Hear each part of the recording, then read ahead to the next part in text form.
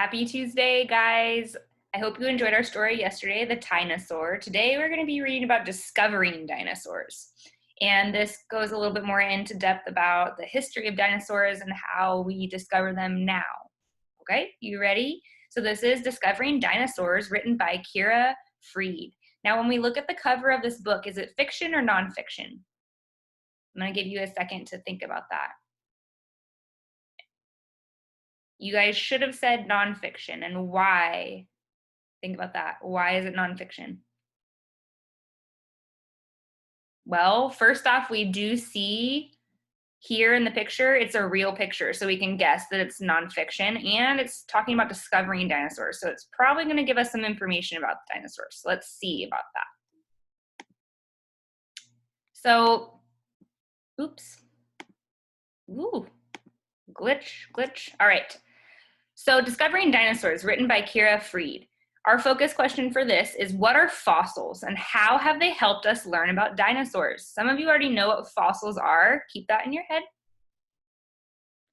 We have words to know. So we have the first word that we need to know is the word carefully. Carefully, if we look here, I'm going to get a pen so that we can mark it up. Carefully.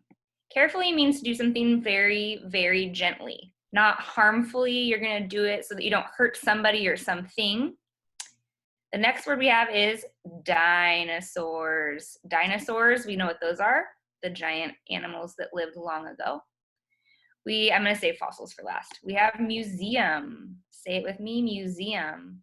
Museum is where we go to look at things from the past. So we can look at pictures, we can look at artifacts like mummies. We saw some pictures of museums in our picture walk last week that we did, and I'll be posting that on Google Classroom. So those of you who didn't go to any of the Zoom meetings last week can be caught up by looking at those videos.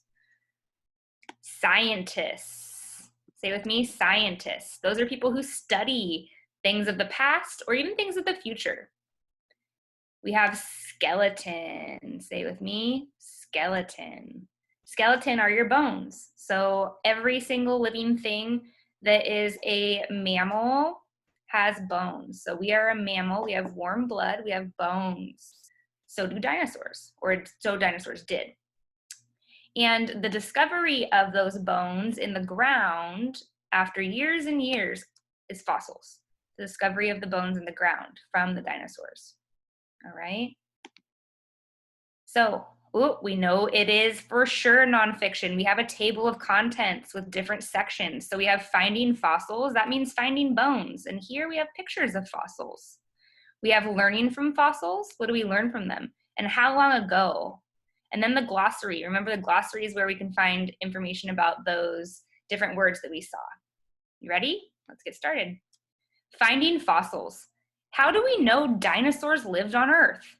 We know because we have found fossils in rocks all over the world. Right here is a display of a fossil in a museum. So it's actually the bones that were over time buried in rock. Scientists have found fossils of dinosaur bones, footprints, teeth, nests, and eggs. Here we see a dinosaur tooth. We have footprints, bones, an egg, a dinosaur egg, and a skeleton, actual bones and leftover remains of a dinosaur. These scientists are carefully digging dinosaur fossils out of the ground. They will wrap up the fossils to keep them safe. Then they will take them to a museum. So they have to preserve. Preserve means to keep something safe from breaking since it's old. They have to preserve the fossil to keep it safe and intact to take it to the museum. It's awfully biodegradable. That means that it can break down. And so the bones, if they're not handled with care, they can break, or the fossils in that case. And scientists clear the dirt and rock away from the leg bone of the fossil. So they take a lot of different tools. You'll see the tools that they take to get the rock and the other remains away from the bones and the fossils. At the museum, scientists will study the fossils. They try to fit bone fossils together to make a full skeleton, like this picture shows right here. And some pieces of the skeleton might be missing though. And scientists use what they know about other animals to make the pieces fit. So a scientist here fits a Triceratops bones fossils together. So here we have a picture of a Triceratops and a horse. So they're comparing the bones a little bit here. Look at the tails, a little bit longer on the Triceratops. They have ribs, they have leg bones. Learning from fossils. Scientists study other animals to learn about dinosaurs. Dinosaur bones may be bigger, but many are shaped the same. So in some ways, Triceratops at the top and a horse skeleton, they look the same. So let's take a moment to look at those. What do you notice that are the same about those two different skeletons? What do you notice that's different? I noticed that the horse does not have a horn coming out of its head like a Triceratops or out of its nose right here. And it also doesn't have any cartilage or bone over here. The Triceratops mouth is a little bit larger and the bones are a little bit thicker, but they have similar features here and along the spine. Scientists compare dinosaur bone fossils to other animals. They learn that some dinosaurs walked and some of them flew. Here, the first picture is a walking dinosaur, and here is a flying dinosaur. So you can see the difference in the legs. Here, where the flying dinosaur, this would have been where its wings were. And here, the walking, we can see they have feet. So what do you notice about these two fossils? What's different about the walking dinosaur and the flying dinosaur? I'm gonna let you think. Well, the walking dinosaur has thicker bones and feet. The flying dinosaur's bones are a lot thinner. Scientists study fossil footprints to see how fast dinosaurs moved. Some dinosaurs moved very slowly. Some moved faster than humans.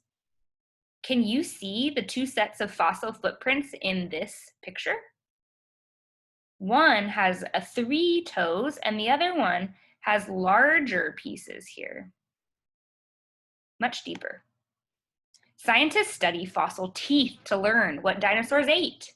Some teeth are sharp, like the teeth of meat eaters. What do we call that? You're right, carnivores. Other teeth are flat, like the teeth of plant eaters. What do we call plant eaters? You're right, herbivores.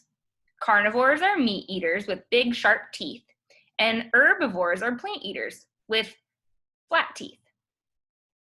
So here we have sharp teeth of a carnivore or meat-eating dinosaur. Scientists learn about dinosaur babies from fossil nests and eggs. Some dinosaurs may have sat on their eggs like many birds do. This picture shows a fossil nest with dinosaur eggs. Those are much bigger than the eggs that we eat, huh? Scientists also find fossils of plants, fish, insects, and other animals. The fossils help them learn what Earth was like when dinosaurs lived here. So look, here we have a dragonfly, a plant, a frog, and a fish. How long ago? Scientists study rocks where fossils are found. Older fossils are deeper in the ground than newer fossils. In the picture here, we can see the different layers. Layers of rock show where dinosaur fossils are found. So most of the time, dinosaur fossils are found in the older area. Not necessarily the oldest, but older. And the newer area is more on top. No one knows for sure why the dinosaurs disappeared millions of years ago. Footprints of large 3-toed dinosaurs are shown in the picture here.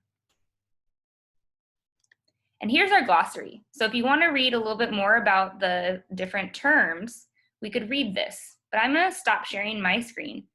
So reading that definitely gives us some background about fossils and why they're important to show us the different pieces of the dinosaur and how the dinosaur may have been put together, and comparing them to animals that we see now and how things might change even from now. What might birds look like, or what might dogs look like in a million years? Dinosaurs lived millions of years ago, and look at our animals now, like horses.